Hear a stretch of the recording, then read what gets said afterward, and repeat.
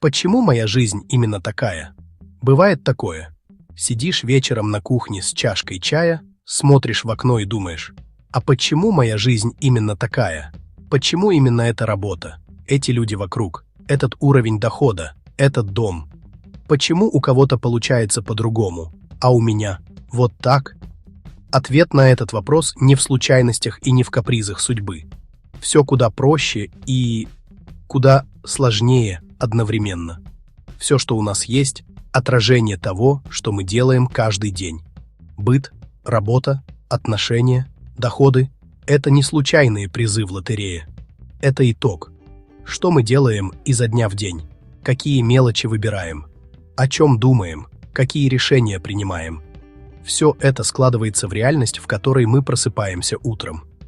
Ты можешь хотеть богатства, красивую жизнь, вдохновение.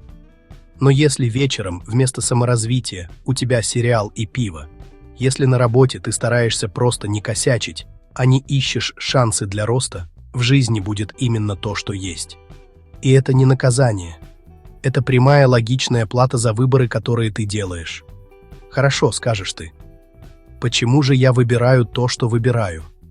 Почему одни легко бегут на тренировки и ведут бизнес, а другие месяцами не могут выйти из серой рутины? Дело в том, как ты в принципе принимаешь решения. У каждого из нас есть свой способ. Кто-то всегда ищет, где легче. Кто-то, где перспективнее. Кто-то, где безопаснее. Стратегии выбора настолько вросли в нас, что кажутся естественными, как дыхание. Но именно они приводят нас туда, где мы есть, даже когда мы об этом не думаем. А если глубже, почему у нас такие стратегии? Почему один человек всегда рвется вперед, а другой пасует перед первым препятствием? Все упирается в то, во что мы верим. Если внутри есть вера, что без связей ничего не добьешься, зачем напрягаться? Зачем учиться? Зачем предлагать идеи? Если веришь, что надо просто терпеть, будешь терпеть. Если веришь, что если стараться получится, будешь стараться снова и снова, даже через слезы. Наши убеждения незаметно выстраивают для нас коридоры возможностей, они становятся нашими потолками. И пока мы в них верим, мы ходим по кругу. Но почему мы верим в то, во что верим? Откуда это берется? Ответ снова глубже. Вся система строится вокруг того, кто мы про себя думаем, кем себя ощущаем. Если человек про себя уверен «я неудачник», все его решения будут окрашены этим чувством. Он не будет бороться за большее, он сам заранее будет считать себя недостойным, даже незаметно для себя. А если человек говорит себе «я талантливый и сильный», он будет искать и находить возможности. Даже если упадет раз 10 подряд, поднимется 11-й раз. И в самом конце стоит вопрос: а зачем вообще я живу? Тот, кто знает ответ, живет осмысленно. У него есть топливо для любых сложностей. У него есть причина не сдаться.